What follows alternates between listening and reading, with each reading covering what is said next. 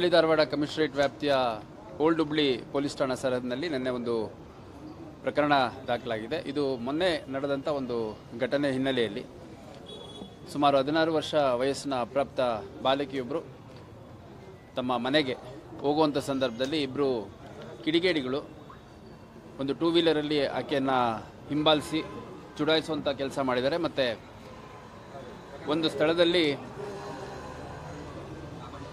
ಆ ಅಪ್ರಾಪ್ತ ಬಾಲಕಿಗೆ ಅಡ್ಡಗಟ್ಟುವಂಥ ಪ್ರಯತ್ನ ಕೂಡ ಮಾಡಿದ್ದಾರೆ. ಅದರ ಹಿನ್ನೆಲೆಯಲ್ಲಿ ಒಂದು ಪ್ರಕರಣವನ್ನು ನಾವು ನಿನ್ನೆ ದಾಖಲು ಮಾಡ್ಕೊಂಡಿದ್ದೀವಿ.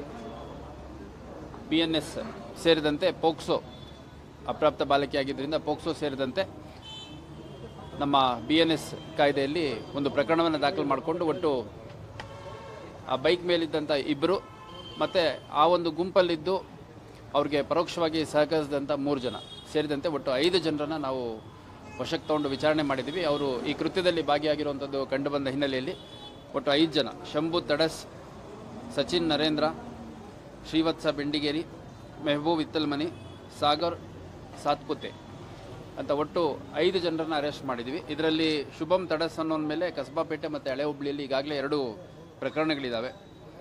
ಸಾಗರ್ ಸಾತ್ಪುತೆ ಅನ್ನೋನ ಮೇಲೆ ಹಳೆ ಹುಬ್ಳಿಯಲ್ಲಿ 2 ಪ್ರಕರಣ ಇದ್ದಾವೆ. ಅದೇ ರೀತಿ ಸಚಿನ್ ನರೇಂದ್ರ ಅನ್ನೋನ ಮೇಲೆ 1 ಪ್ರಕರಣ ಇದೆ.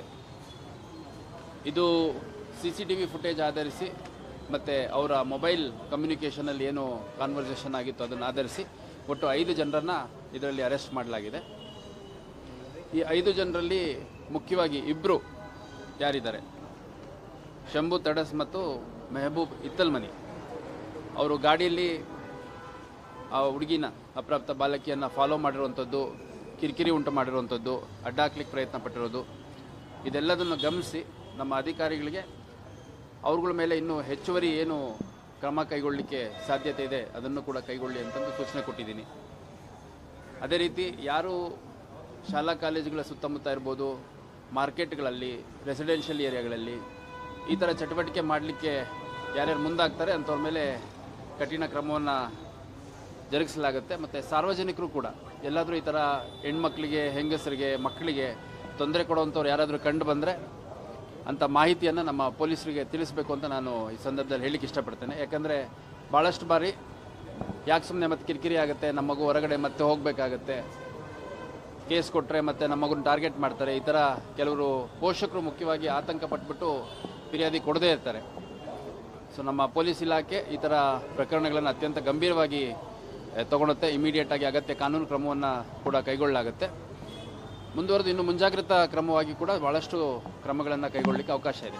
ನಾವು ಈ ಮೇನ್ ಏರಿಯಾ ಡಾಮಿನೇಷನ್ ಎಕ್ಸಸೈಸು ಮತ್ತು ಬೈಕ್ ಪೆಟ್ರೋಲಿಂಗ್ ಎಲ್ಲ ಮಾಡ್ತಿರೋ ಉದ್ದೇಶನೇ ಮಹಿಳೆಯರು ಮತ್ತು ಯುವತಿಯರು, ವಿದ್ಯಾರ್ಥಿನಿಯರು ಮತ್ತು ಮಕ್ಕಳು ಅವ್ರುಗಳಿಗೆ ಒಂದು ಸುರಕ್ಷತೆಯ ಭಾವನೆ ಬರಬೇಕು ಅಂತ. ಅದನ್ನು ಮೀರಿ ಈ ಥರ ಘಟನೆಗಳು ನಡೆದಂಥ ಸಂದರ್ಭದಲ್ಲಿ ಧೈರ್ಯವಾಗಿ ಬಂದು ಕಂಪ್ಲೇಂಟ್ ಕೊಡಬೇಕು ಅಂತ ನಾನು ಕೇಳ್ಕೊತೀನಿ. ಮುಂದಿನ ದಿನಗಳಲ್ಲಿ ಎಕ್ಸ್ಟರ್ಮೆಂಟ್ ಸೇರಿದಂತೆ, ಗುಂಡಾ ಕಾಯ್ದೆ ಸೇರಿದಂತೆ ಇನ್ನೂ ಭಾಳಷ್ಟು ಕ್ರಮಗಳು ತಗೊಳ್ಳಿಕ್ಕೆ ನಮಗೆ ಕಾನೂನಲ್ಲಿ ಅವಕಾಶ ಇದೆ.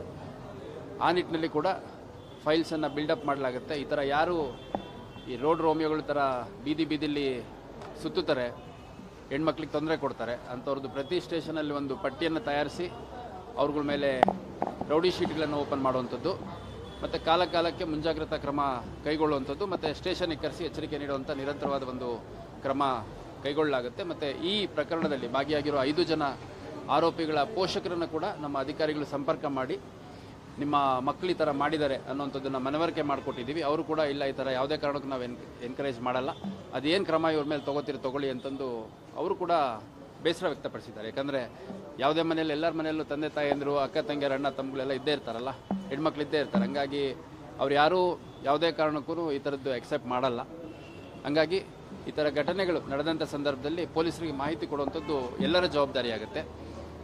ಅದರಲ್ಲೂ ಅಪ್ರಾಪ್ತ ಬಾಲಕಿಯರಿದ್ದಂಥ ಸಂದರ್ಭದಲ್ಲಿ ಪೋಷಕರು ಬಂದು ಕೊಡಲಿಲ್ಲ ಅಂದರೂ ಯಾರದೇ ಗಮನಕ್ಕೆ ಬಂದು ನಮಗೆ ಕೊಟ್ಟರು ಸೋಮೋಟೋ ಕೇಸಸ್ ಮಾಡಲಿಕ್ಕೆ ಕೂಡ ನಮಗೆ ಅವಕಾಶ ಇದೆ.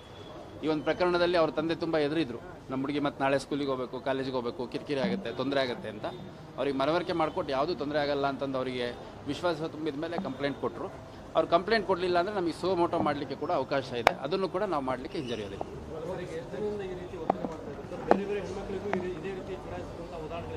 ಉದಾಹರಣೆಗಳು ಇವಾಗ ನಾನು ನ್ಯಾಯಾಂಗ ಬಂಧನಕ್ಕೆ ಅವ್ರಿಗೆ ಕೊಟ್ಟ ತಕ್ಷಣ ಪೊಲೀಸ್ ಕಸ್ಟಡಿ ತೊಗೊಳ್ಲಿಕ್ಕೆ ಹೇಳಿದ್ದೀನಿ.